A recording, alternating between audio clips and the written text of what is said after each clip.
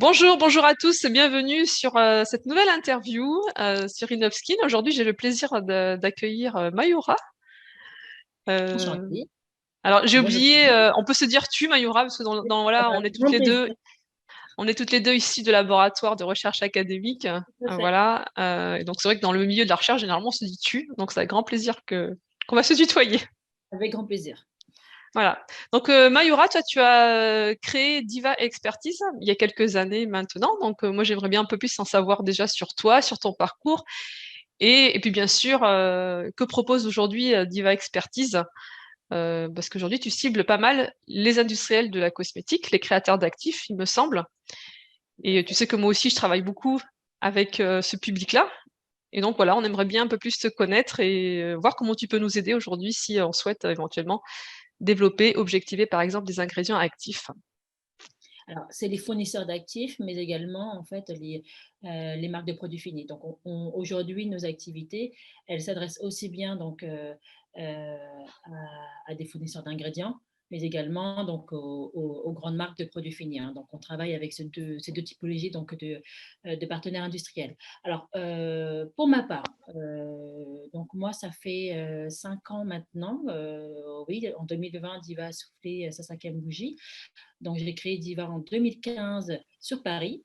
En fait, c'était à l'issue d'une année d'intégration dans une couveuse parisienne, hein. Donc, moi, j'ai créé dans la capitale, hein, parce que c'est là-bas que j'ai fait tout mon parcours universitaire, euh, et notamment où j'ai en fait assimilé et acquis toutes mes connaissances sur le tissu adipeux dans un laboratoire de recherche académique spécialisé sur le tissu adipeux. Mhm. J'ai créé donc, oui, en octobre 2015. Si je remonte quelques années avant, ça va faire maintenant plusieurs dizaines d'années. Ben, moi, à la base, je suis ingénieure en nutrition, en nutraceutique. Donc, j'avais déjà D'accord. tout ce qui était vraiment, c'était le démarrage des compléments alimentaires, donc c'était avant 2005. Donc j'ai fait un parcours, en fait, ce qu'on appelle un IUP, un institut universitaire professionnalisé sur les compléments alimentaires et nutraceutiques. Et sorti de là, je me suis dit, il y a quelque chose qui me manque. J'ai besoin comment dire, de mieux connaître la biologie du vivant pour pouvoir développer des gammes de produits qui soient réellement efficaces. C'est pour ça que je me suis orientée en fait après vers la voie de la recherche. J'ai fait un master de recherche en biologie, biologie intégrative de la nutrition, et c'est ensuite que j'ai enchaîné sur 3 années de thèse, hein. Franchement, ça a été alors souvent, on me pose souvent la question, est-ce que ça vous a servi à quelque chose le doctorat? Ben oui, je pense que si je n'avais pas fait mon doctorat en physiologie, physiopathologie du tissu adipeux, je n'aurais jamais pu créer Diva. Donc voilà, donc 3 années de thèse, donc de travaux sur l'état inflammatoire du tissu adipeux chez les personnes obèses. Mhm. J'ai quand même voulu continuer un petit peu parcours universitaire en sortant de la thèse, et j'ai fait une formation d'investigateur aux essais cliniques. Pour moi, c'était D'accord. important en fait d'avoir une vision complète de la recherche de Mhm. la cellule jusqu'à l'homme. Donc c'est pour ça que j'ai intégré cette formation. Et après, je me suis arrêtée. Et là, c'est là que mon aventure entrepreneuriale a commencé. D'accord. J'ai démarré en 2010 avec une première entreprise, une première biotech, hein, c'était une spin-off, qui était donc issue du laboratoire académique dans lequel j'ai fait ma thèse. Donc, on a créé un laboratoire, hein, de recherche appliquée sur le tissu adipeux, hein. Là, c'était, on va dire, une activité similaire à ce que propose Diva actuellement. Et donc, on s'adressait aux industriels pour tester, pareil, l'efficacité de molécules, d'ingrédients, de produits finis, donc sur des modèles cellulaires qu'on avait développés, notamment avec donc, ma directrice de thèse, hein, qui est aujourd'hui fondateur aussi de la société.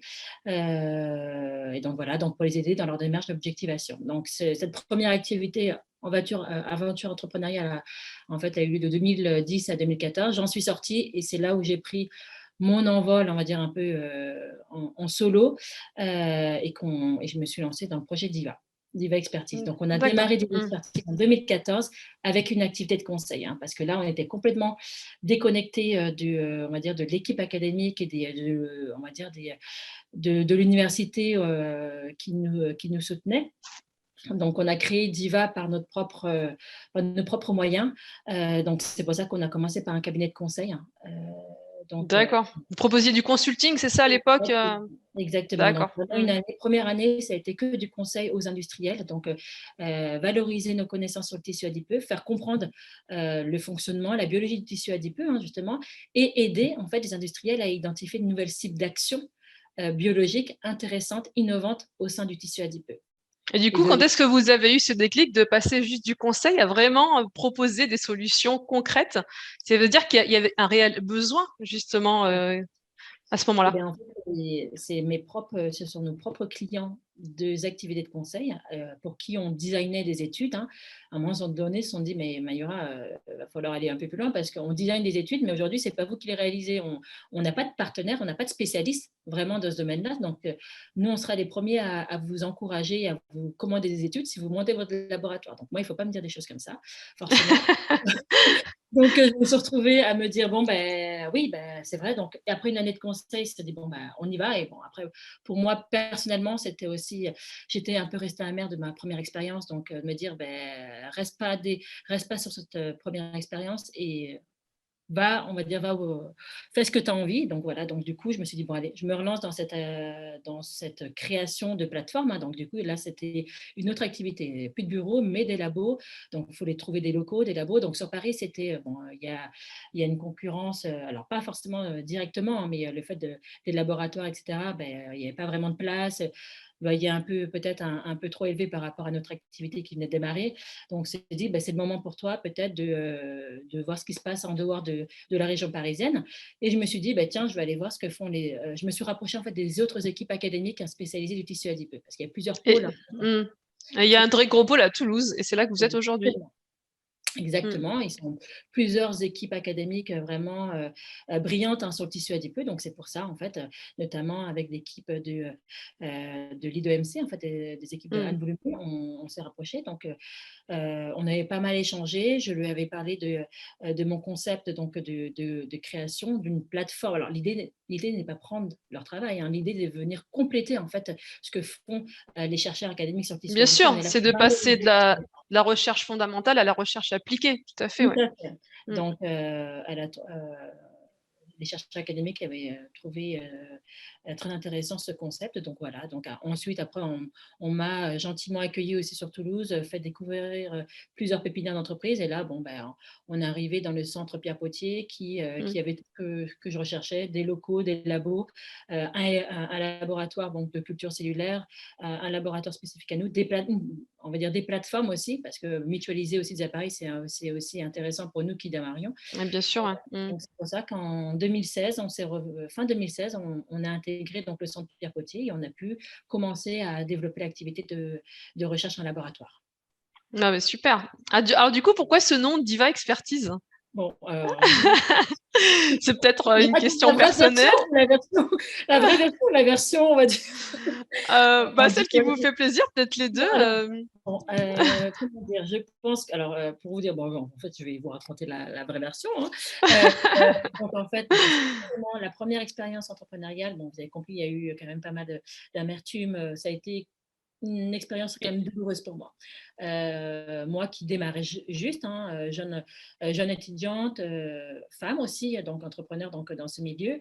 Bon, voilà, il y a eu pas mal de choses qui m'avaient vraiment blessée. Et là, je me dis, ben non, il faut qu'on crée une société qui permette de revaloriser ce que c'est vraiment la recherche académique Hmm. et aussi la place de la femme aussi. Je trouve que c'était important. Donc, Mais c'est aussi l'une des raisons pour lesquelles j'avais vraiment envie de vous mettre en avant aujourd'hui, Mayura, parce que c'est très gentil. effectivement, aujourd'hui, créer son activité, être femme entrepreneur, mais ça demande vraiment de prendre sa place et d'oser y aller. Et malgré les expériences douloureuses, eh ben, c'est toujours se relever et continuer. Donc, ça, je suis très contente aussi de rencontrer des femmes comme vous qui vont en fait, qui vont créer leurs projets, qui vont servir en fait, proposer des solutions, qui vont servir nos clients, qui sont généralement très satisfaits. Donc voilà, ça c'était aussi quelque chose que je voulais pointer.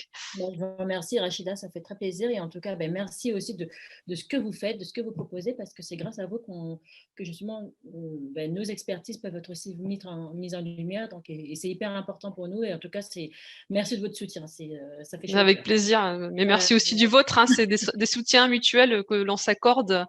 Voilà, il faut se serrer les coudes et moi je dis que de toute façon, quand il y a des gens brillants avec des expertises entre les mains, faut les montrer en fait. Faut que ça rayonne.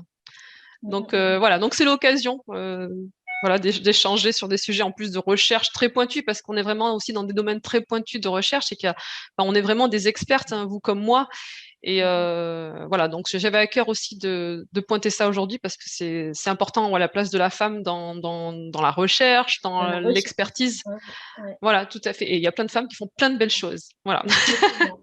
Donc voilà, donc Diva, c'était surtout après un peu cette expérience un peu tumultueuse. Et en fait, bon, on était avec une camarade, une ancienne collègue que je porte beaucoup dans mon cœur, bon, on était je ne cache pas, à prendre un apéro voilà, pour nous détendre. Et comme je faisais du consulting et que j'étais encore soumis à la non-concurrence par rapport à mon ancienne boîte, donc il fallait que je trouve quelque chose. Et c'est une notion. Alors, DIVA, ça veut dire développement, innovation, valorisation et action en recherche. Donc, ça veut dire quelque chose D'accord. quand même, hein. Voilà. Ça veut dire la diva, hein. Donc, il y a vraiment quelque chose. Moi, je me suis dit, c'est en lien avec le tissu adipocytaire. Non, Voilà, je vais non, être fine parce que je vais agir sur mes adipocytes et je vais être une véritable diva. Non, non, pas du pareil. tout. Aujourd'hui, ça pourrait, on va dire, Ça aujourd'hui, ça pourrait, c'est pourrait, mais peut-être bon. une À l'époque, philosophie. À l'époque, c'était vraiment pour pouvoir faire valoir ce que je voulais mener comme action, en fait. Et mon idée, c'était vraiment assez large. C'était pas forcément. En plus, j'avais pas forcément le droit à l'époque de pouvoir communiquer sur mes connaissances sur le tissu adipeux, hein, bon, vu les anciennes. Voilà. Donc, c'est pour ça qu'il me fallait quelque chose de large dans le domaine comment dire, de la recherche. Et je voulais quelque chose qui soit à l'interface entre la recherche académique et la recherche industrielle. Donc, voilà. Mm. C'est pour ça que je voulais tout ce et vraiment réussir à faire matcher, coordonner ces deux mondes, hein, qui malheureusement, souvent marchent en parallèle, avancent en parallèle, et je trouve qu'il y a tellement de connexions à faire, et on va tous vers le même chemin. Je pense que c'est pour ça que je voulais vraiment créer cet intermédiaire, en fait, d'IVA. C'était vraiment ça l'origine. Avant, on va dire même s'il y a l'expertise sur le tissu adipeux, mais vraiment le but était vraiment de créer des connexions, des synergies entre le milieu académique et le milieu industriel. D'ailleurs, c'est ce que je fais encore aujourd'hui, hein. Même si Diva est une société privée, je reste très, très connectée au milieu académique. Je n'oublie pas d'où je viens. Et je pense que de toute façon, aujourd'hui, Diva, même si on a un programme de recherche interne, on a besoin de se nourrir des connaissances qui sont émises, voilà, émises, découvertes par la recherche fondamentale, pour pouvoir aussi alimenter, nous, notre innovation en termes de Bien sûr. modélisation et de recherche appliquée. La Donc, recherche voilà. fondamentale nous inspire profondément, hein. On est obligé de partir des bases et c'est les laboratoires académiques qui nous apportent voilà, Exactement. ces connaissances aujourd'hui. Donc, il est important de s'y connecter à chaque instant en tant que consultante. On est obligé de toute façon, hein. C'est Bien sûr. PubMed est notre ami, hein, j'ai envie de dire, hein. Et puis, bien C'est ça. sûr, les contacts directs avec tous ces labos. Oui, alors donc c'est ce qu'on leur propose. En fait, on leur propose on travaille avec plusieurs laboratoires académiques. Bon, voilà, c'est pas donné à tout le monde aussi de pouvoir de passer du monde de la recherche académique au monde de la recherche de la recherche industrielle. Donc, il y a certains chercheurs qui n'ont pas envie de passer le cap, et je comprends, franchement, ils ont envie de rester dans leur branche.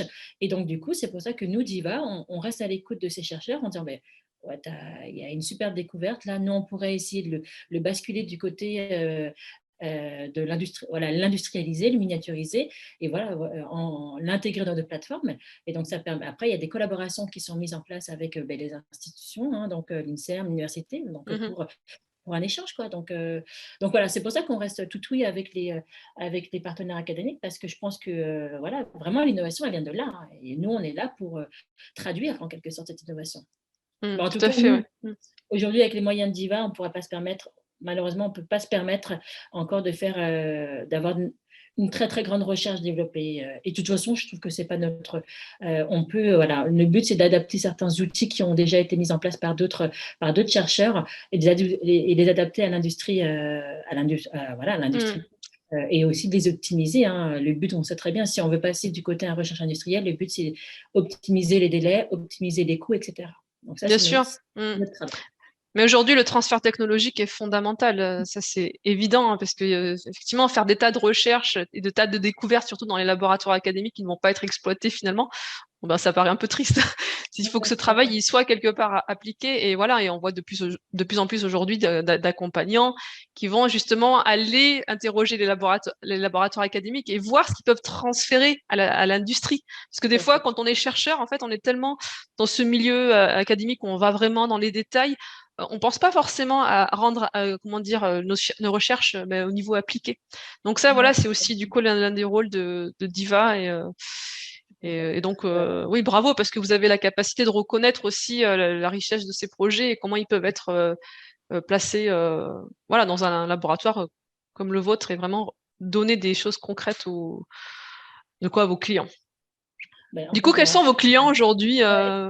Mais je me rends compte que en fait, dans mon discours, là, parti dans mes histoires, ben, je n'ai même pas décrit ce que c'était Diva Expertise quand même. Oui, du coup, quels sont vos clients enfin, quel type de... Parce que vous faites du test, de l'objectivation. Alors c'est vrai que quand on pense à Diposit, parce que c'est vraiment votre expertise, voilà, c'est sur ce sujet-là que vous avez travaillé pendant votre thèse. Du coup, je suis passée au vous, hein, mais bon, c'est pas grave.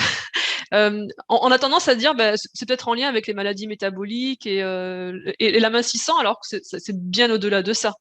On est Ça, d'accord? ça l'est. Je ne vais pas perdre l'origine de Diva. On a créé, j'ai développé mon expertise sur le tissu adipeux des personnes obèses, l'état inflammatoire, l'état fibrotique du tissu des personnes obèses. Maintenant, j'ai su, on va dire aussi appliquer les connaissances que j'ai pu acquérir dans ce domaine-là à d'autres domaines, et notamment le domaine du vieillissement cutané. En fait, la première chose et ça c'était comment dire, les observations qu'on avait pu faire. Hein, quand j'étais sur Paris, on avait j'avais la chance d'être dans un laboratoire académique qui avait aussi un service, on va dire, connecté directement à la clinique, donc au service de nutrition. On voyait D'accord. les patients obèses.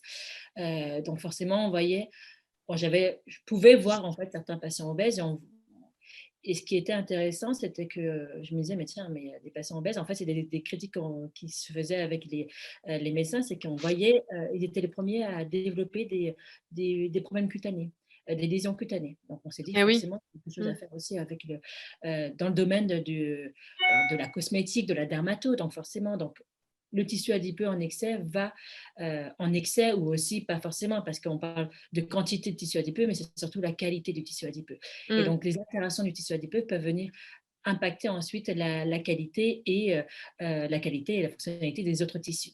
Donc, c'est là-dedans, c'est de par on va dire, ces premières observations qu'on s'est dit, il y a potentiellement d'autres applications du tissu adipeux. Donc aujourd'hui, Diva Expertise, oui, elle s'adresse au marché de la santé, hein, forcément pour tous ceux tous les industriels qui vont développer des solutions de prévention, de lutte contre les surcharges pondérales. Hein. Donc on parle des différents gradients de surcharge pondérale. Enfin, ça peut venir on va dire, de la surcharge pondérale légère à l'obésité qui va être beaucoup plus avancée. Mais on s'adresse aussi à d'autres maintenant. On a ouvert, on va dire, notre champ de clientèle, et on s'adresse aujourd'hui, grâce aux connaissances que nous, on a su valoriser, on s'adresse au marché de la cosmétique, de la dermato, de l'esthétique. Hein, donc, on travaille aussi avec des méthodes injectables. D'accord. Dernièrement, Mm. on a publié, je ne sais pas si tu as pu voir, on avait publié avec certaines équipes donc, qui était spécialiste de l'acide hyaluronique. Et donc, on a testé, on a voulu aller comprendre quels étaient le rôle, quels étaient les effets biologiques d'une injection d'acide hyaluronique au niveau du tissu adipeux. D'accord. Alors nous, du coup, on a adapté nos modèles, hein, que ce soit des modèles cellulaires et tissulaires, donc aussi à ces méthodes d'injection. Donc, en fait, le champ d'application des connaissances sur le tissu adipeux est assez large. Santé, nutrition, cosmétique, esthétique. Donc ça, c'est donc aujourd'hui, voilà. Donc en tout cas, nous, on travaille avec plusieurs acteurs de ces différents marchés.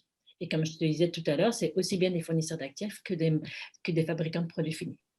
D'accord. Du coup, tu peux nous en dire un peu plus sur tes modèles, parce que Oui, bien sûr. c'est particulier à cultiver un adipocyte mature, on va dire. C'est même, je crois, Exactement. pas cultivable. Déjà, nous, on travaille à partir de prélèvements humains. D'accord. C'est vrai que moi, j'avais eu la chance de constituer un réseau de partenaires sur Paris. Le fait de venir à Toulouse, il fallait faire transiter en fait les tissus. Donc, depuis qu'on est arrivé sur Toulouse, donc on a travaillé donc avec un circuit d'approvisionnement donc en tissu adipeux et cutané, hein, parce que du coup on récupère des plasties abdominales. Et oui, c'est Des... des lipectomies généralement, il me semble. Exactement. Alors de toute zone, hein. On est aussi bien au niveau abdominal qu'au niveau, on va récupérer aussi les liftings, hein, cervico-faciaux, on va récupérer l'hypoaspiration donc du menton. On va essayer vraiment de travailler sur les différentes localisations possibles en fait des tissus adipeux. Parce que nous, ce qu'on avait démontré, c'est qu'il y avait, on avait ça, on avait travaillé avec des chirurgiens, c'est qu'en fonction de la zone anatomique, en fait, le tissu adipeux n'allait pas avoir la même fonction, les régulations n'étaient pas les mêmes au niveau biologique. Ça, on l'a bien démontré.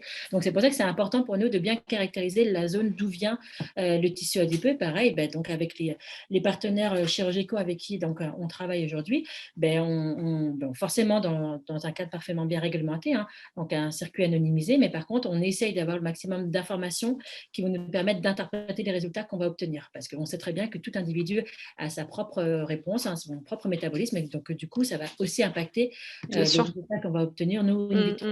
Donc, on obtient des notions d'âge, des notions de statut pondéral, le sexe, l'ethnie, les traitements médicamenteux, tout ça, les antécédents d'obésité, etc. Tout ce qui peut venir modifier, altérer la biologie du tissu adipeux.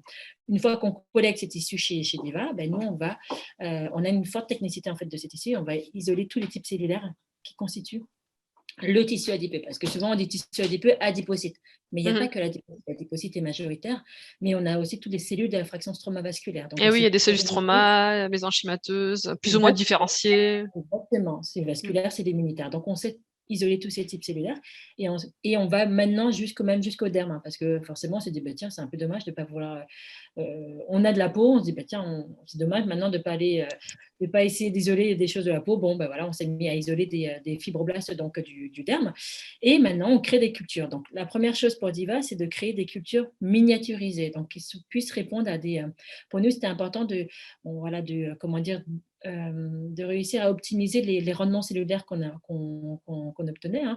Et donc, du coup, on a voulu miniaturiser tous nos modèles. Donc, culture de préadipocytes, culture d'adipocytes matures, je reviendrai dessus sur l'innovation. Et donc, pour nous, c'est répondre aussi à des besoins d'études de criblage donc, pour les industriels. Souvent, on a des industriels qui arrivent avec leur banque d'extraits. Donc, ils disent, bon, ben, là, je veux le ou les meilleurs extraits pour avoir des fonctions, je ne sais pas, pour celui qui va être le meilleur à déstocker les graisses. Bon, je prends le cliché, hein, excuse-moi. Et donc, du coup, voilà, nos méthodes nous permettent vraiment de sélectionner le ou les meilleurs candidats et le ou la meilleure concentration. D'accord, donc vraiment du screening possible. Screening et screening biologique, c'est-à-dire qu'on a aussi miniaturisé, mais on a aussi fait multiparamétrique, c'est-à-dire qu'après, avec un même modèle, on va avoir plusieurs réponses biologiques en même temps. Suivre la cytotoxicité sur un même modèle, la fonction endocrine et la fonction donc, de la lipolyse. Et pourquoi pas, vu qu'on a développé des modèles de co-culture, ben, on va aussi sur des notions de remodelage matriciel. Donc, en fait, on a plusieurs informations biologiques avec un même système. Je vais revenir sur l'adipocyte mature parce que c'est là notre innovation. Jusqu'à présent, dans le milieu de la recherche sur le tissu adipeux, on a beaucoup travaillé avec des préadipocytes, des progéniteurs qu'on différenciait in vitro en culture. Pourquoi? Parce que l'adipocyte mature, il faut imaginer, hein, c'est une cellule qui est gorgée de lipides et qui fait une centaine de microns. En culture, en fait, on la met dans son milieu de culture et on arrive à la maintenir en survie quelques heures. Pourquoi? Parce qu'elle est très fragile et ça éclate et on a le contenu, elle déverse son contenu lipidique en fait dans le milieu de culture. Donc nous on s'est dit mince, c'est problématique. Oui, on peut travailler avec le préadipocyte différencié, mais sauf que la différenciation elle n'est pas aussi parfaite que celle qu'on a dans le corps humain parce que les cellules se décollent, donc on fait de la différenciation de 14 jours. Donc on a plusieurs préadipocytes avec plein de petites gouttelettes lipidiques, mais on n'a pas le caractère d'une seule gouttelette lipidique qui est obtenue après fusion des autres gouttelettes, qui caractérise l'adipocyte mature. Et nous, on a Du coup, est-ce que ça ressemble pas plutôt à du beige si ça crée plusieurs petites gouttelettes ou du brun? Parce qu'on a plutôt de la morphologie, non? Non, alors, il peut y C'est avoir ni du l'un beige. ni l'autre finalement, c'est ni l'un En ni fait, l'autre, quoi. un stade intermédiaire de la différenciation, c'est que dans la D'accord. différenciation, au fur et à mesure, comment dire, les différents équipements enzymatiques pour la lipogénèse, la lipolyse se mettent en place.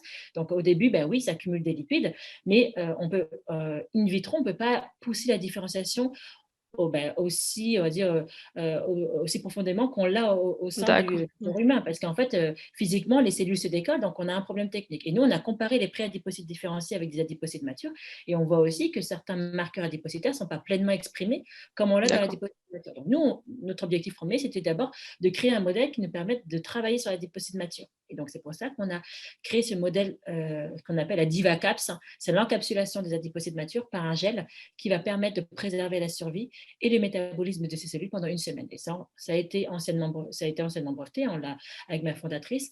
Et maintenant, ben, voilà, ça fait une dizaine d'années. Et maintenant, voilà, c'est à partir de ce modèle, c'est vraiment l'innovation de Diva, c'est de travailler sur l'adipocyte mature. Et depuis, maintenant, on l'a décliné. On a fait des déclinaisons de ce modèle. On a travaillé sur l'adipocyte mature encapsulé dans une gaine de fibrose. Hein. J'aime bien parce qu'en fait, on l'appelle un peu comme le modèle cellulite-like, hein, parce que la cellulite, pareil, dans la cellulite, on parle beaucoup d'adipocytes hypertrophiés, mais il n'y a pas que ça. Il ne faut pas oublier que dans le développement de la cellulite, on passe à différents stades. Il y a cellulite adipeuse, mais la cellulite fibreuse. Et c'est celle qui nous dérange, qui esthétiquement nous dérange, puisque c'est celle où il y a une inflammation, un remodelage matriciel. Et on sait que dans cette cellulite, eh ben, il y a un environnement fibrotique qui va venir contraindre l'adipocyte, déjà diminuer tout ce qui va contraindre sa sensibilité à l'insuline, modifier ses fonctions lipolytiques, endocrines. Et donc, du coup, on oublie souvent le micro-environnement. Et voilà, notre stratégie, c'est que quand on veut développer des produits qui soient efficaces contre la cellulite, eh ben, on associe à des produits de type caféine qui vont avoir une activité directe sur la lipolyse, mais aussi des agents qui vont permettre de restaurer un environnement sain pour la cellule. Parce que restaurer un environnement sain, ça va permettre déjà de restaurer un métabolisme sain, normal de la cellule. Oui, effectivement, hein, c'est comme si on parle d'une maladie, si on soigne le symptôme, mais finalement on ne soigne pas le comportement ou voilà, ou ce qui va déclencher la maladie, finalement on va se retrouver dans un cercle vicieux. Donc, mais c'est vrai qu'au niveau cellulaire, le micro-environnement, c'est quelque chose auquel on pense pas forcément, mais au niveau biologique, c'est fondamental, puisque c'est aussi ça qui va communiquer les messages à la cellule et qui va du coup provoquer les réponses escomptées, en tout cas celles qu'on attend. C'est fondamental, bien sûr. Donc, c'est vrai qu'on crée en fait beaucoup de modèles cellulaires, donc toujours à l'échelle des 96 pi, et on mime le micro-environnement. Donc là, on a par exemple créé l'adipocyte dans son micro-environnement, donc fibro-inflammatoire. On a fait beaucoup de co-cultures en fait, adipocyte avec des cellules endothéliales, adipocyte cellules musculaires, hein, dans le cas de projets c'était de la sarcopénie. Là, dans le domaine de la cosmétique, on est les seuls aujourd'hui à proposer un modèle de co-culture. Hein, vraiment, c'est de la culture directe entre des adipocytes matures et des fibroblastes dermiques. Donc voilà, on décline en quelque sorte notre expertise avec le but, c'est de se focaliser. On s'intéresse à la biologie du tissu adipeux, mais aussi aux interactions que ce tissu adipeux, par sa fonction endocrine, va avoir avec les autres organes et tissus du corps humain. Donc ça, on cherche justement à avoir ce type d'interaction. Et quand on n'a pas l'expertise au sein de chez Diva, on nous a souvent posé la question, par exemple, quand on travaille sur les nutri-cosmétiques, les compléments alimentaires, on sait très bien qu'un actif n'arrive pas tel quel sur le tissu adipeux. Alors qu'est-ce qu'on a fait? Nous, Diva, on a été chercher des experts sur le métabolisme intestinal et on s'est amusé moi, je trouve qu'on s'amuse dans la recherche en tout cas. Oui, on s'amuse beaucoup. À créer des modèles qui nous permettent de mimer le passage intestinal de ces produits. Ah, d'accord. Et ensuite, on récupère ce qui est passé, on va dire, au niveau du modèle intestinal et on va les appliquer sur nos modèles adipocytaires. Donc, on a en quelque sorte mimé la digestion intestinale, même si elle n'est pas parfaite, hein, on est sur une vitro. Mais voilà. Donc, on va chercher quand même d'autres expertises qui vont venir compléter et renforcer ce qu'on fait chez Diva. Super. C'est pour ça qu'on a beaucoup de partenariats avec beaucoup d'autres équipes, donc avec des expertises complètement différentes. D'accord. C'est aujourd'hui combien de personnes, Diva Expertise? Alors, on est on n'est pas 10 encore, mais on l'approche. Hein, c'est bien, bravo. Donc, on a une belle équipe technique, là, scientifico-technique, donc avec Marion, qui est notre chef de projet test et études, Mathilde, qui est la responsable des ressources bio, Chang et Léopold, qui sont là pour des ingénieurs R&D qui justement créent de nouveaux modèles. Alors, je leur donne des challenges tous les jours à essayer de trouver, d'améliorer nos techniques. On a Noémie qui arrive donc lundi prochain aussi pour renforcer la partie test et études. Après, j'ai une équipe commerciale aussi, hein, donc avec Guillaume, hein, qui m'assiste sur la partie commerciale, communication, et aussi une équipe administrative parce que j'aime bien entreprendre, mais à un moment donné, j'aime bien retrouver la science et laisser la partie gestion, comptabilité et finance à d'autres personnes. On ne peut pas tout faire, hein. Des fois, il faut savoir déléguer. Donc, donc voilà, en tout cas, on a une grosse partie. Bon, forcément, on a une CRO Bon, j'aime pas dire CRO parce que franchement, j'aime bien faire, c'est de la recherche parce qu'avec nos partenaires, c'est pas, on cherche pas du one shot. On aime bien travailler sur le long terme avec nos partenaires. Et d'ailleurs, c'est ce qu'on fait, hein. On a des clients qui sont là depuis 2015 et avec qui, ben, au fur et à mesure des résultats qu'on obtient, ben, on va créer de nouveaux programmes, des nouveaux projets de recherche. Donc, on est vraiment sur de la collaboration de recherche sur le long terme. Et ce qu'on a fait chez Diva aussi, on est très connecté au milieu de la recherche clinique, hein, c'est ce que je t'expliquais par mon Eh ouais. background. J'ai voulu garder cette connexion. Et en fait, chez Diva, on a un des fondateurs est aussi donc clinicien, responsable aussi du département donc, de dosage biochimique donc, à Henri Mondor, donc près de Paris. Et avec lui, en fait, il avait mis en place un outil d'aspiration, de prélèvement à l'aiguille de tissu adipeux sous-cutané dans le cadre de protocoles de recherche clinique. Donc en fait, ce geste, hein, c'est un geste qui fait pas peur, c'est pas une liposuction. Donc on va faire une anesthésie locale à lidocaïne, 5 minutes, on prélève à l'aiguille, donc c'est une aiguille, c'est une seringue qui fait la taille et l'aiguille qui fait la taille, donc ce qu'on va faire quand on va prélever donc, du sang, et on prélève 0,5 g à 1 g de tissu adipeux. Et D'accord. donc, du coup, ces échantillons adipeux sont ensuite envoyés chez Diva. Donc, ce que j'aime bien, c'est la plateforme d'analyse biomédicale, hein. On n'est pas encore là, c'est plutôt dans le domaine de la recherche clinique. Mais on va analyser ces échantillons adipeux qui proviennent cette fois-ci qui sont directement prélevés chez le volontaire ou le patient, qui vont être intégrés dans des protocoles de recherche clinique et qui vont soit suivre un régime, soit être traités avec un produit pendant une période donnée. Et donc, on va faire une analyse directe de son tissu adipeux et suivre son évolution pendant toute la phase de traitement. Donc, il y a aussi cette D'accord. activité-là qui se développe bien chez Diva. Donc, du coup, nos clients aujourd'hui, nos clients, j'aime pas parler de clients dans ce domaine-là, mais plutôt nos partenaires, ça devient donc des CRO, des centres de recherche clinique. On travaille notamment avec un des partenaires avec qui on travaille beaucoup, c'est l'Institut Pasteur de Lille, D'accord. avec qui donc, on a monté déjà plusieurs projets dans ce domaine-là. Donc, c'est une autre. Tu vois, on a une activité, vraiment cette expertise sur le tissu adipeux, mais on le décline aussi bien avec nos modèles, mais aussi avec d'autres activités, hein. Et donc, notamment, ce geste en fait, de prélèvement de ressources de tissu adipeux, on essaye vraiment de l'élargir de le proposer à d'autres centres de recherche clinique, y compris dans le D'accord. domaine des cosmétiques et dermato. Et oui, c'est ce que j'allais te poser comme question. Du coup, j'imagine que c'est aussi des choses qui sont demandées concrètement d'avoir ces études ex vivo Ouais. pour voilà, le monde de l'actif ou même de la dermatologie. Et donc, c'est vrai que c'est toujours intéressant de voir aujourd'hui que l'adipocyte, il est fondamental même à la santé en fait du derme et même de l'épiderme. On n'est pas uniquement sur des problématiques métaboliques. Exactement. On va au-delà de ça. Donc, tu parlais du vieillissement cutané tout à l'heure. Alors, je sais qu'il y a différents niveaux de couches adipeux. Il y a vraiment le dermal white adipose tissue, voilà, qui est vraiment juste collé sous le derme. Et après, il y en a un qui est plus profond. Est-ce qu'on arrive à les distinguer aujourd'hui morphologiquement Parce qu'en fait, j'ai justement donné un cours sur l'hypoderme il n'y a pas longtemps et je me suis un peu retrouvée. En fait, je découvrais qu'il y avait ces tissus qui se Ouais. différenciaient apparemment au niveau, alors peut-être pas morphologique chez l'humain, je crois, autant chez la C'est souris, très il y a vraiment une métabolique. barrière. Oui, voilà. Donc, je sais pas si tu pouvais Alors, juste. C'est plus ben pour ma alors, curiosité à moi, en fait. le tissu adipeux, bon, déjà, on sait qu'il y a, on va parler de deux grands dépôts, le tissu adipeux subcutané et le tissu adipeux viscéral. Le tissu adipeux viscéral, c'est celui qu'on retrouve autour des organes nobles, des viscères, etc. Donc, c'est celui qu'on ne peut pas auquel on n'accède pas par une chirurgie esthétique. On va y accéder par la chirurgie bariatrique. Donc ça, c'est vraiment le tissu adipeux viscéral, c'est celui qui va être surtout avoir un rôle clé dans le développement des maladies métaboliques, Hmm. syndrome Hmm. métabolique, etc. Par contre, dans le tissu adipeux sous-cutané, tu as raison, il y a bien deux tissu sous-cutané, le superficiel et le sous-cutané profond. D'accord. Et Hmm. en fait, tu peux imaginer une sorte de gradient aussi, en fait, au niveau métabolique, depuis le tissu adipeux sous-cutané vers le tissu adipeux viscéral. En termes le tissu adipeux sous-cutané profond, si je ne me trompe pas, oui, va se rapprocher d'un point de vue métabolique plus du Plus tissu viscéral, adipeux d'accord. Hmm. viscéral. Donc, Hmm. on dit souvent qu'il est un peu plus inflammé. Voilà. Après, morphologiquement, alors, moi, je suis pas là-dessus, je sais qu'il y a pas mal d'équipes avec qui on avait travaillé qui avaient publié dessus. Il me semble qu'il y a bien en fait, une sorte d'aponévrose d'un fascia qui va venir séparer, qui va séparer en fait ces deux tissus. Quand on découpe, hein, on se rend compte que quand on Vous le découpe le voyez, hein? tissu, Hmm. on voit, on passe, en fait, on découpe différentes on voit qu'on passe certaines étapes. C'est comme s'il y avait vraiment Il y avait des différentes strates. couches. Voilà. Et Ouais, on voit d'accord. vraiment des strates de tissu adipeux qui sont différents et voilà, en fonction de notre coup de ciseau, quoi. Donc oui, il D'accord. existe une différence, et ça c'est métabolique. Morphologique, oui, alors morphologique, tissu adipeux, forcément, ça, on va parler de taille de tissu adipeux. Donc, on a des adipocytes qui sont plus hypertrophiés.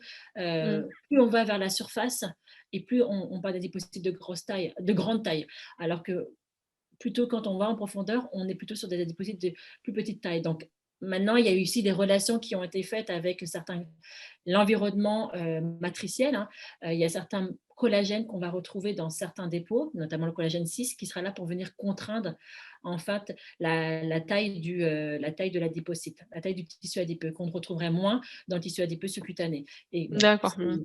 je ne vais pas rentrer dedans parce que c'est le Oui, métabolisme. oui, non, mais c'était vraiment par curiosité parce que Oui, effectivement, généralement, on parle de l'hypoderme, mais même l'hypoderme en lui-même, il est déjà complexe. Et comme tu viens de très bien l'expliquer, il y exactement. a déjà ces strates de. Il y a les strates de euh, tissu adipeux, et il y a aussi les couleurs du tissu adipeux. Donc, on a parlé, on parle de tissu adipeux blanc, qui est le tissu majoritaire de notre corps humain. Donc, c'est celui qui va déstocker les graisses, mais aussi avoir sa fonction endocrine.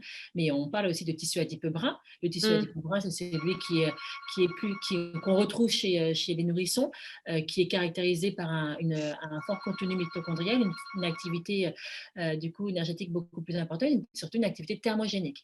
Et mm, c'est vrai mm. qu'il y a eu pendant longtemps ce débat, est-ce qu'on a du tissu adipeux brun, et en fait, de stimuler le tissu adipeux brun chez l'adulte. Bon, on le retrouve dans certains, on va dire, populations Les qui vivent dans bûcherons. des conditions extrêmes. Ben, Il y a c'est ceux qui ont surtout l'expérience du bûcheron finlandais, il me semble. voilà, c'est ceux qui sont en fait confrontés à des conditions de vie extrêmes, hein, donc le froid, Ouais, en tout à fait, fait. le froid. Ouais. Donc en fait, pourquoi on avait du tissu adipeux brun, c'était surtout pour la régulation de la température corporelle. Donc après, ce tissu adipeux brun, au fur et à mesure qu'on avance vers l'âge adulte, il disparaît au détriment ou à l'avantage d'un autre tissu qui peut apparaître donc chez l'adulte, qui est le tissu adipeux beige, qui est un intermédiaire. Mm. Donc entre le tissu adipeux blanc et le tissu adipeux brun, qui n'est pas du tissu adipeux brun, mais qui, en fait, c'est un tissu adipeux blanc qui acquiert des propriétés thermogéniques. Donc, Oui, qui exprime des marqueurs comme la protéine UCP1, voilà, qui est un marqueur du exactement. brun, tout à fait, ouais. C'est Mm. plus facile de différencier du blanc vers le beige que du blanc vers le brun. Déjà, Mm. d'un point de vue les cellules d'origine, on a les mêmes précurseurs dans la voie blanche et la voie brune, beige, pardon, et on a un précurseur cellulaire qui est complètement différent dans la voie brune. Donc voilà. Donc aujourd'hui, la stratégie de beaucoup de boîtes pharma, en ultra, aussi en cosmétique, c'est d'aller stimuler cette différenciation vers le beige. Parce que oui, on veut déstocker.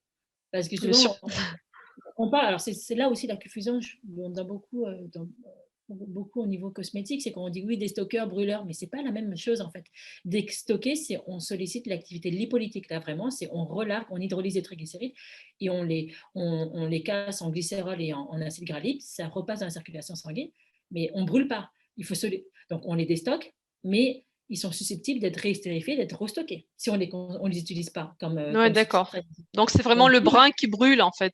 exactement, d'où l'intérêt D'accord. de Mm. combiner un déstockeur avec un brûleur. Parce que si on ne fait pas Mm. d'activité physique, eh ben, on ne peut pas utiliser les acides gras libres qui sont Ouais, libérés par le ils vont système. être libérés, ils vont faire un tour et ils vont revenir. C'est exactement ça. Donc, c'est bien aussi C'est d'avoir une notion de brûleur. ouais, d'accord. C'est Mm. vrai qu'il y a souvent cette confusion des stockeurs brûleurs. C'est deux processus biologiques qui sont complètement différents. D'accord. Non, mais c'est déjà, même pour moi, tu vois, tu viens de me l'éclairer. Mais c'est vrai que j'avais vraiment compris que la protéine UCP1, justement, elle était découplante. Et plutôt que de produire de l'ATP, elle fait de la chaleur, donc elle brûle, hein. Et par Exactement. contre, du coup, ok, l'adipocyte blanc, lui, quand il déstocke, c'est vraiment de la lipolyse, quoi. Exactement. C'est libérer les gras. Mais effectivement, c'est intéressant ce que tu viens de dire, qu'il faut vraiment aussi accompagner cette démarche finalement d'une action où on va aussi, du coup, utiliser l'énergie quelque part.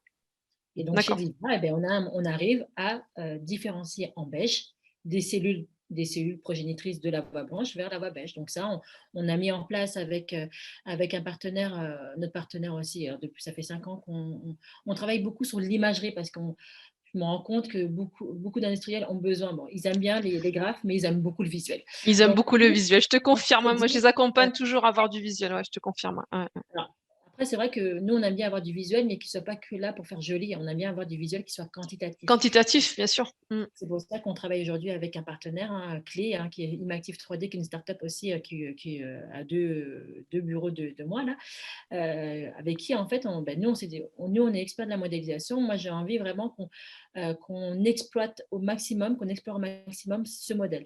Donc, du coup, en fait, ils ont mis en place des méthodes d'imagerie qui nous permettent vraiment de faire une quantification totale de notre puits de culture miniaturisé.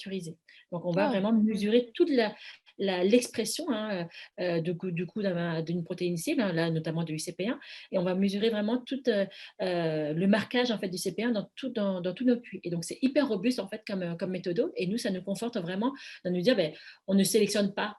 On vient tous du milieu, on a tous sélectionné des endroits qui nous paraissaient les mieux, les plus beaux, etc. On l'a tous fait, ça on peut pas le dire. Ah oui. Maintenant, j'avais Mm. besoin de renforcer comment dire, d'avoir encore plus de rigueur, de renforcer vraiment cette technique pour aussi montrer qu'on peut faire du visuel, mais tout en étant rigoureux d'un point de vue scientifique. Donc, on a vraiment D'accord. Mm. une analyse quantitative de l'entièreté de notre puits. C'est ça qui est intéressant. Du coup, c'est de la Donc, microscopie multiphotonique, j'imagine, non, qui peut c'est en faire. fait c'est ce qu'on appelle du vidéo. Alors, moi, je suis pas une spécialiste de ce domaine-là. Donc là, ils vont faire vraiment plusieurs images qui vont nous permettre de reconstituer vraiment tout le puits D'accord. de culture. Et donc, du coup, on va aller mesurer ensuite la surface. Alors, il y a plusieurs en fait façons. Il y a la surface, l'intensité de marquage, et après, bon, ce qu'on crée, on va aussi déterminer l'intensité de fluorescence. Et après, on va normaliser par rapport à un nombre De de cellules cellules. présentes. Mm. Et eux, ils vont être capables de reconnaître tous les noyaux, donc par leur forme sphérique, et ils vont vraiment compter le nombre de cellules présentes au sein donc, du puits de D'accord. culture. Donc, c'est Bah, je hyper noterai, intéressant. je noterai leur référence, hein, parce que je connaissais pas Ouais. cette start-up, mais C'est une super boîte en fait on a la même âge, on a la même voilà, même âge on va dire de développement et je trouve qu'on a ça voilà, ça vient vraiment bien compléter et renforcer nos modèles aujourd'hui, quoi. oui, carrément, parce que c'est vrai que l'imagerie, parfois, le côté quantitatif n'est pas ce qu'il y a de plus pertinent. Donc, effectivement, c'est Exactement. le fait de pouvoir, comme tu dis, quantifier un puits entier. Là, on a vraiment une rigueur scientifique très poussée. Exactement. Que je t'ai pas dit tout à l'heure, si on a ces modèles cellulaires, donc ces modèles de culture sol, de co-culture, on travaille beaucoup en 3 dimensions, micro-environnement, etc. Ce qu'on a fait aussi avec l'aide d'un partenaire industriel, c'est qu'on a développé un modèle de peau 3 couches en survie. Donc cette fois-ci, l'intérêt pour nous, c'était d'intégrer l'hypoderme et de montrer que en préservant la qualité de l'hypoderme, on arrivait aussi à préserver la qualité des couches supérieures de la peau, épiderme et derme. Donc on a aussi développé, c'est un modèle de peau 3 couches, donc c'est vraiment de la peau en survie, c'est pas de la peau reconstruite. Donc on prend Mm, mm. comment dire, C'est de l'explant. exactement, c'est l'explant. Mm. Et nous, en fait, on avait mis ça en place pour vraiment d'abord pousser le métabolisme adipocytaire sur plusieurs jours. Et en fait, on se rend compte que quand on arrivait à maintenir nos explants, nos épodermes, en fait, les couches supérieures, elles étaient pareilles, superficielles, elles étaient en très bon état.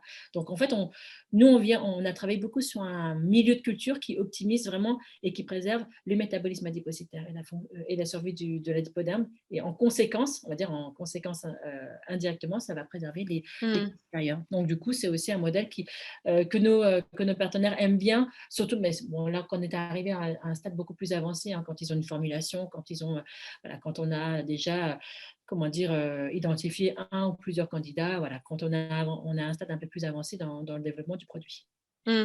Mais on est aujourd'hui à voilà, une période, enfin une époque où on a énormément de développement de modèles qui sont de plus en plus robustes et qui, voilà, qui se veulent de plus en plus proches de la réalité. Et effectivement, on se rend compte que l'hypoderme est aussi essentiel à maintenir le derme et l'épiderme, comme voilà, tu Exactement. viens de le dire par rapport à tes modèles. Donc ça, c'est des Ouais, choses vers lesquelles je pense. il y a plusieurs équipes qui ont Mm. montré ça, où on a montré que justement les adipokines qui sont produites par le tissu adipeux allaient avoir un impact positif, sur tout ce qui était prolifération des fibroblastes, leur synthèse matricielle, leur production d'acide hyaluronique. Et nous, on l'a redémontré dans nos modèles de co-culture où on a comparé nos adipocytes seuls les fibroblastes seuls avec une co-culture et le comportement est complètement différent. Et c'est hyper intéressant parce que là, on arrive vraiment à mimer ces interactions qu'on a in vivo et on voit que en fait, le fibroblast, quand on le met seul ou quand on le met en présence d'adipocytes, il ne va pas avoir le même comportement biologique. Donc, Mm. on a vu qu'il y avait une synthèse, on a amélioré la stimulation de la production d'acide hyaluronique et on a amélioré aussi la qualité des fibres, notamment en mesurant la longueur des fibres.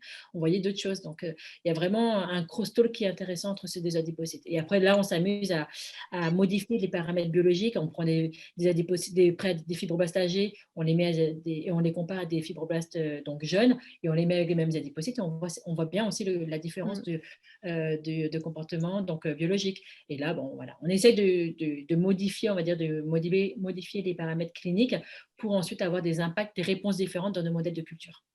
Et ça rebondit complètement sur ce que tu disais tout à l'heure, l'intérêt du micro-environnement, une fois de plus. Ça démontre Exactement. complètement. C'est vrai qu'aujourd'hui, faire finalement du test sur un type cellulaire en monocouche, ça n'a plus de sens. Autant à Non. une époque, c'était très pratique, c'était peut-être ce qu'il y avait de moins onéreux. Mais aujourd'hui, lorsqu'on veut vraiment être rigoureux et avoir des résultats qui vont ensuite être reproductibles lorsqu'on va passer sur du test clinique, il faut travailler sur des modèles qui sont de plus en plus proches finalement du vrai modèle final. Et en cosmétique, le vrai modèle final, ben, c'est nous. C'est Ouais. appliquer une crème sur la peau. Donc, et la peau, c'est 3 couches. Voilà, c'est un micro-environnement bien particulier, bien complexe aussi. Et Bon, ça, je après, pense que tout. j'ai eu, pour le domaine de la cosmétique, ça a été des fois un peu compliqué parce qu'ils se trouvent souvent confrontés à la barrière réglementaire. Donc, on me dit oui, mais on ne peut pas travailler sur l'hypoderme parce que la définition d'un produit cosmétique, c'est que ça ne doit pas dépasser la barrière du derme. Après, moi, je me dis, bah, alors, à chaque fois, la question que je leur posais, je fais, mais alors, comment on considère les produits qui vont agir, les gels minceurs, etc. Parce que pour le coup, c'est des produits cosmétiques, mais j'imagine qu'ils ne vont pas amincir le derme.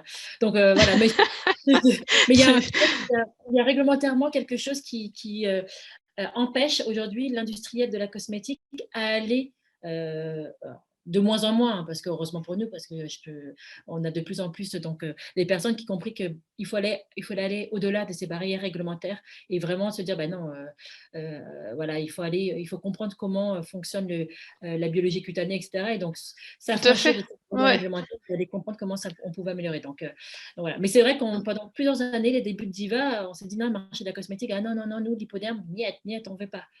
Je dis, ouais, mais vous comprenez bien que quand même, bon, ça a été compliqué au début, mais maintenant, on se rend compte quand même que entre les dermes, bah, surtout, je pense qu'il y a une frontière qui intéresse beaucoup le milieu de la cosmétique, on connaît très bien la jonction dermo et épidermique, et il y a cette frontière qui n'existe pas en fait. Hein. Mm. Il y a pas de Qui n'est frontière. pas concrète, en Il fait, y il n'est a pas pas matériel. Ouais.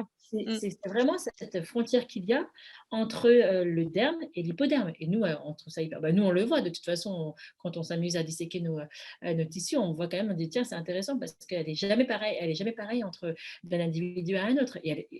Est-ce qu'elle existe vraiment? Je ne suis pas sûre. Et on voit enfin, quand on voit en coupe, on voit des invaginations, on voit vraiment qu'il y a ces deux couches qui ont envie de communiquer parce que l'un va dans l'autre, donc il y a forcément des échanges qui se font. Donc, Voilà, mais finalement, il n'y a pas une barrière comme la jonction dermo-épidermique avec des dépôts de protéines extracellulaires. Hein. C'est pas du tout le cette cas. Ouais. barrière réglementaire, il faut se l'enlever parce que Mm. forcément, c'est pas une barrière qui est étanche. Au contraire, je pense qu'il y a quand même Mm. beaucoup Mm. qui se passe.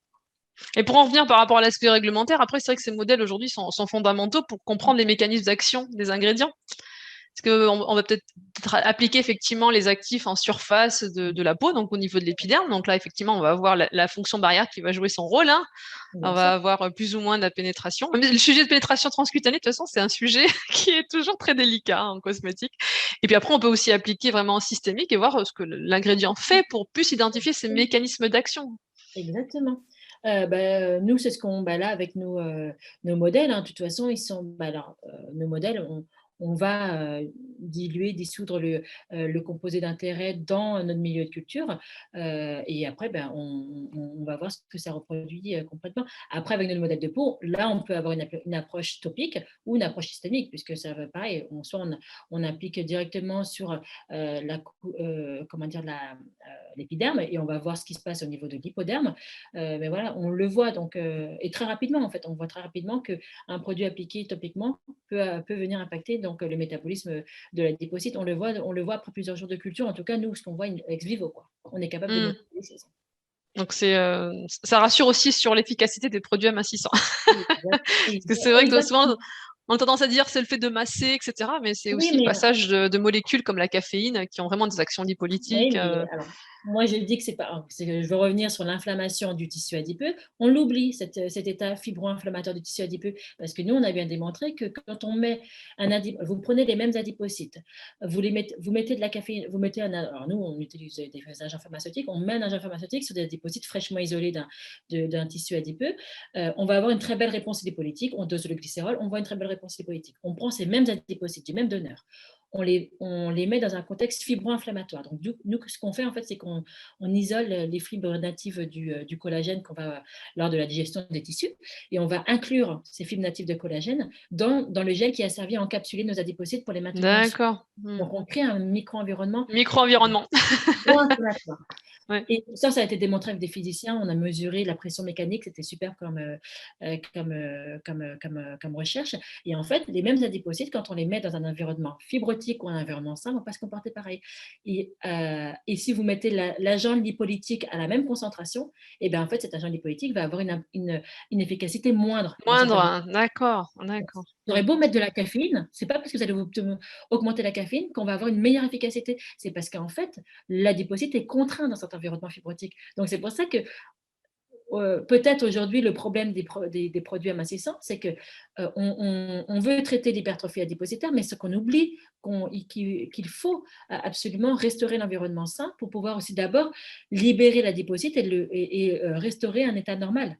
Donc, Mm. on dit ça. Donc, c'est pour ça associer à de la caféine des agents qui vont être anti-inflammatoires, qui vont permettre de remodeler la matrice extracellulaire. Et je pense qu'on amplifierait, on rendrait beaucoup plus efficient l'effet de la caféine. Mais parce que je pense qu'on est tout le temps mono-cible et qu'il faut être, on va dire, multi-action pour un projet, pour un produit amincissant. Et c'est ça le Ouais, problème des... on le voit aujourd'hui de plus en plus, hein. De toute façon, dans le développement d'actifs, on est sur une tendance à agir vraiment à différents niveaux parce qu'on se rend compte qu'une problématique va faire intervenir finalement des tas de mécanismes biologiques. Là, effectivement, il y a le stockage, mais il y a aussi l'aspect fibrotique. Il y a peut-être certainement d'autres aspects sur lesquels il va falloir agir pour être encore plus efficient. Et ça, c'est vrai que cette Exactement. approche-là multifactorielle est importante. En tout cas, nous, on l'a bien démontré parce que à l'échelle de l'obésité, quand on met deux personnes obèses à un indice de masse corporelle équivalent, mais qu'il y en a un qui a un tissu adipeux plus fibrotique que l'autre, et bien en fait, c'est le patient qui va avoir le moins de fibrose dans ce tissu adipeux qui va être plus répondeur à la perte de poids. Suite à une chirurgie bariatrique, à un régime, etc. Donc, on qualifie vraiment la fibrose comme étant un frein à la perte de poids. Donc, c'est important de... Voilà. Donc, si on veut d'abord perdre du poids, ben, il faut peut-être aussi déjà enlever cette fibrose qu'on a au sein des tissus adipeux. Et c'est pas si évident que ça, hein, parce que c'est autant l'inflammation peut être réversible plus facilement que la fibrose. La fibrose, une fois qu'elle est mise en place, Ouais, ça c'est nécessite, c'est hein. compliqué, hein, tout à fait. C'est comme des cicatrices kéloïdes, c'est effectivement compliqué Mais quand on a. Mais c'est ça possible. demande, ça demande plus de temps, mais c'est possible. Donc Ça, voilà. c'est- Donc, Mm, mm. je pense qu'il y a de l'espoir dans le domaine on va dire de la minceur, mais je pense qu'il faut pas, voilà, il faut encore une fois élargir comment dire, l'action des actifs qu'on va mettre dans les formulations de ce type de produit, quoi. Ah oui, c'est super important ce que tu viens de partager, effectivement. Mais du coup, ça donne des pistes aussi aux personnes qui souhaitent soit développer un produit fini amincissant ou même de nouveaux actifs, hein, puisque le marché est toujours en demande, hein, de ces problématiques. Donc, c'est vraiment très important là ce que tu viens de pointer. Ben Et oui, on en revient encore au micro-environnement. non, mais tout à fait. Encore une fois, vraiment tout à fait. Et on va reparler du micro-environnement. Bon, là, on a parlé beaucoup de l'aspect minceur, l'aspect âge, mais il faut savoir aussi le tissu adipeux par rapport à l'environnement. C'est un organe, donc c'est une zone de stockage privilégiée des polluants. Donc, beaucoup de polluants Oui, ont un caractère lipophile.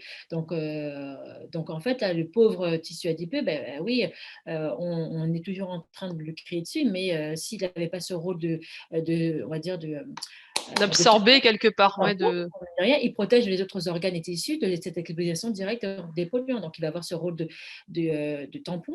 Mais à un moment donné, l'accumulation de ces polluants aussi au sein du tissu adipeux fait que lui va se retrouver complètement altéré, métaboliquement voilà, contraint. Et donc, du coup, forcément, à un moment donné, il va y avoir des conséquences néfastes donc, mm. pour le reste de l'organisme. Donc, il y a ça aussi, ce rôle en fait du tissu adipeux comme barrière, comme tampon des polluants et ces polluants qui vont venir créer des altérations qui ensuite vont venir avoir des conséquences sur les fonctions régulatrices en fait, du tissu adipeux. D'accord. Et ces polluants sont décrits aujourd'hui? C'est des polluants qui vont être pris enfin, au niveau de l'alimentation, Alors, on parle des beaucoup pesticides ou même des polluants atmosphériques? oui, alors, c'est vrai qu'il y a eu beaucoup de choses qui ont été décrites sur les POPs. Alors, je sais, les persistent organic pollutants, je pense, on parle D'accord. de pesticides. Donc là, ça a été beaucoup décrit. Hein, donc, D'accord, donc c'est dans connu. D'accord. la littérature, ouais, oui, donc c'est que ça a été. Moi, je l'ai connu au niveau académique. C'est vrai qu'au niveau industriel, peut-être que là encore, on n'a pas encore suffisamment travaillé dessus. Alors, en tout cas, nous, ce qu'on fait, c'est qu'avec d'autres partenaires qui sont plus spécialisés dans le domaine, on va créer des modèles aussi de pollution. Donc, on va essayer de soumettre en fait nos modèles à des polluants, différents types de polluants. Et voilà, et on regarde quels sont l'effet de ces polluants sur des processus physiologiques qui vont venir réguler le développement du tissu adipeux, le métabolisme du tissu adipeux. Pour nous, ça nous intéresse de voir, de comprendre ce que font ces effets de ces polluants directement. Et une fois qu'on a compris, ben là, on met ces méthodes, ces modèles donc, à disposition pour les industriels. D'accord, mais c'est aussi une nouvelle piste hein, de développement qui peut être Exactement. très intéressante parce qu'on parle beaucoup des polluants effectivement qui vont être à la surface, qui vont arriver par l'atmosphère, hein, par l'environnement, mais on ne parle pas forcément effectivement des polluants qui peuvent venir et en plus du coup qui sont libérés lors du déstockage aussi, donc ce qui peut être une. Exactement. Et donc voilà, donc c'est aussi maîtriser tout ça, quoi, parce que souvent, on voit après la perte de poids qu'on va avoir des effets secondaires à la perte de poids avec l'inflammation, etc. Mais c'est parce que aussi le tissu adipeux libère toutes les toxines qu'il a accumulées pendant X temps. Donc, Voilà, et le corps a besoin de temps pour éliminer tout ça, hein. Ça va pas se faire du jour au exactement. lendemain. D'accord. Il y a une thématique qui est intéressante dans le domaine de la cosmétique aussi, où on ignore souvent un rôle potentiel du tissu adipeux, c'est le tissu adipeux et les cheveux. Alors, donc, on a travaillé Ah tout ça. oui, Oui. super, c'est un sujet Donc, très intéressant, ouais.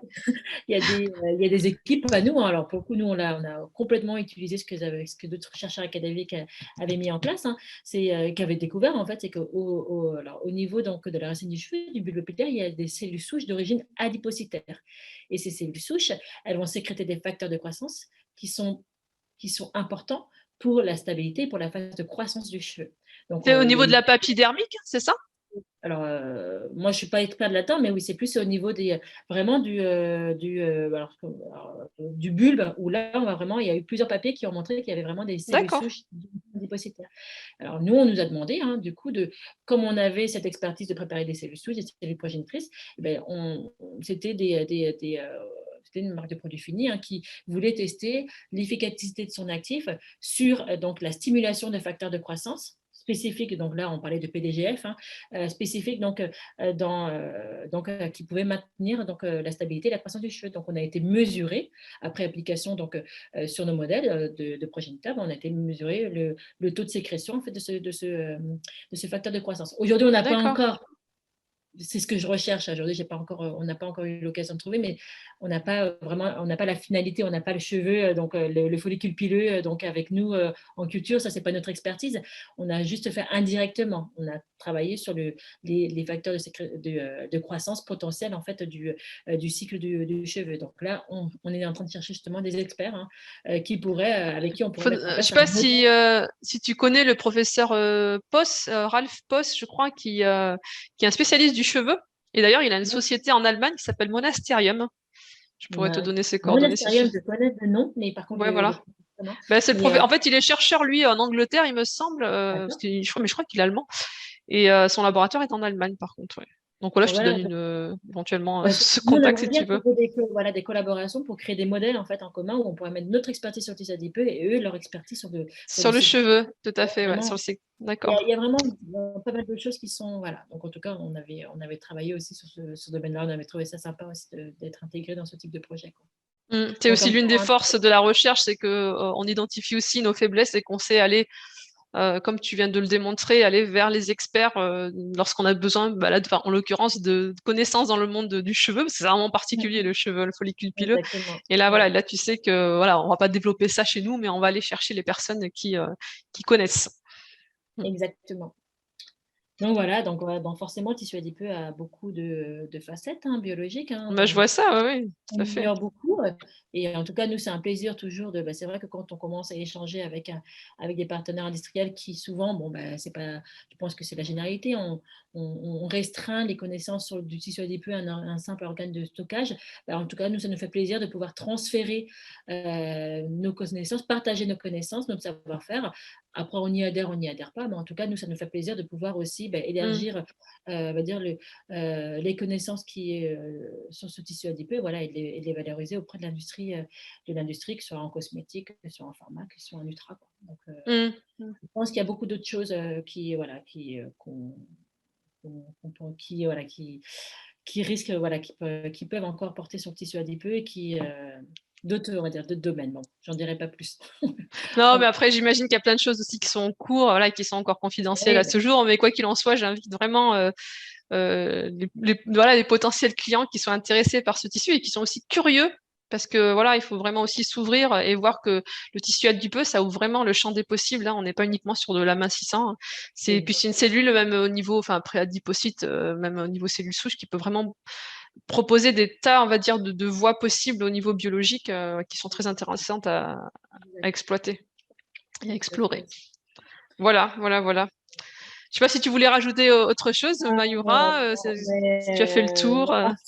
Ce que je rajouterais, c'est que bon, forcément, la crise, ça a été un peu compliqué, pour tout le monde, hein, y compris pour Diva. Donc, bon, du coup, on a profité de cette crise pour diversifier aussi, notre activité, hein. Donc, c'est vrai qu'avec cette crise, on s'est rendu compte que maintenant, beaucoup de stratégies dans certaines industries, c'était d'internaliser le maximum de choses, d'essayer de faire le maximum de choses en interne. Donc, du coup, on s'est dit: «Bon, OK, comment on pourrait, nous, aider ces industriels qui veulent maintenant internaliser ces choses en interne. Donc, et en fait, depuis 5 ans, vu qu'on a constitué des banques de ressources biologiques importantes, hein, des cellules adipeuses, hein, pré-adipocytes humaines, cellules fibroblastiques d'un même donneur de différentes localisations qu'on a parfaitement qualifiées pour nos recherches, et qu'aujourd'hui on s'est dit, tiens, ce serait intéressant de pouvoir les mettre à la disposition d'autres organismes de recherche, D'accord. publics que Hmm. privés. Et donc en fait, je pense que face à la crise, on a dû s'adapter, hein, et on a été de plus en plus sollicité pour fournir en fait des ressources biologiques dérivées du tissu adipeux, du tissu cutané, que ce soit des cellules, que ce soit des extraits d'ARN pour identifier de nouveaux biomarqueurs, etc. Donc en fait, oui, aujourd'hui, on les gardait, on va dire, pour nos propres recherches, mais on s'est dit, tiens, pourquoi pas l'ouvrir et pourquoi pas la mettre à disposition aussi de la communauté, donc des chercheurs. Donc voilà, donc on est en train de mettre en place cette nouvelle activité, cette fois-ci de mise à disposition, de vente, hein, de ressources biologiques qualifiées. On va pas revenir, on va pas être des revendeurs de cellules, on va pas faire que ça. Nous, c'est aussi d'apporter notre expertise dessus. Donc, on est en train de réfléchir justement à comment bien structurer cette nouvelle activité. Mais voilà, c'est aussi une autre façon pour nous de se dire que des modèles de Diva pourraient intégrer, même si nous, on ne fait pas les recherches, ils pourraient quand même être intégrés dans d'autres plateformes, hein, dans d'autres modèles. Donc voilà, qui préfèrent faire leurs études en interne. Donc, on est en train de développer cette activité-là depuis quelques mois. Hmm. Après, ça demande malgré tout une expertise de manipuler des nouveaux types cellulaires, des nouveaux types de prélèvements. Donc des fois, c'est vrai qu'on a envie d'internaliser parce que on peut se dire que c'est intéressant au niveau des coûts, mais parfois Ouais, c'est pas forcément la stratégie. Voilà, moi des fois ouais, j'explique aussi à mes clients, hein, je dis mais c'est un tissu que vous ne connaissez pas, que vous ne maîtrisez pas. Le connaître et le maîtriser, c'est peut-être exactement. des mois, voire des années. Donc il vaut Ouais, mieux faire appel à des experts parfois qui eux, exactement. voilà, connaissent bien le sujet. Voilà. Donc voilà, donc en tout cas, nous, c'est pareil pour l'identification de biomarqueurs, on a une belle banque de tissus cutanés, tissus adipeux, voilà, des personnes qui sont jeunes, des personnes qui sont plus âgées. Euh, Ça permet aussi ça de se dire, est-ce que la cible biologique peut être plus exprimée avec le vieillissement? C'est ça aussi, c'est Hmm. des banques de tissus, des banques d'ARN qu'on a aussi depuis le temps maintenant constituées depuis 5 ans, quoi. Donc voilà. Voilà, Bon, Rachida, je ne sais pas si bah, tu veux. super, merci beaucoup. Ouais. Non, mais juste une question de curiosité. Vous avez combien de prélèvements par semaine? Parce que j'imagine que bah, peut-être il y en a certainement eu moins ces derniers temps, je pense. Alors, non, Euh, détrompe-toi. Ah bon? Ah, bah, tiens, j'aurais cru. Autant l'année dernière, à la même époque, ça a été une catastrophe, hein, parce que forcément, personne n'avait été préparé à la crise. On avait demandé à tous les chirurgiens d'arrêter toute opération non essentielle, hein, donc forcément, on Eh s'est oui. retrouvé beaucoup bloqué. Zéro chirurgie pendant 1, 2 mois. Et là, moi, comme je te dis, je me sers de ce qui se passe pour pouvoir renforcer les choses. Donc, du coup, en fait, suite à tout ça, j'ai dit, impossible qu'on se retrouve reconfronté à tout ça. Donc, du coup, en fait, pendant toute la période de 2020, j'ai cherché à développer encore plus notre réseau. Donc, aujourd'hui, même si on a une restriction, une diminution du nombre de prélèvements, le fait que j'ai multiplié D'accord. les façons me permet d'avoir aujourd'hui, quand tout va bien, alors après, on ne prend pas tout parce que des fois, on ne peut pas tout traiter, hein, mais si on veut, on pourrait avoir des tissus pratiquement une fois tous les jours, de tissus adipeux. Ah oui, d'accord, d'accord, Nous, on d'accord. ne prend pas tout parce qu'il y a des zones qui aujourd'hui nous intéressent moins que d'autres parce qu'on les intègre par rapport au programme de recherche qu'on a. Mmh, Donc, on ne peut pas malheureusement se permettre de valoriser tous ces déchets opératoires mmh. actuellement. Donc, Mais nous, on sent quand même l'esprit entrepreneurial, je veux dire, même d'une difficulté, j'en fais une opportunité.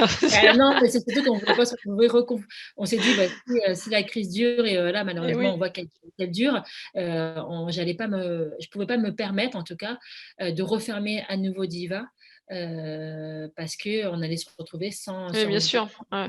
Trouver physiologique. des C'est pour ça mmh. qu'on a aussi cultivé nos banques, hein. Maintenant, on a des cellules congelées qu'on peut aussi décongeler, on crée des modèles et tout. Donc, on s'est dit, ben, on adapte nos outils aussi par rapport à cette crise, hein.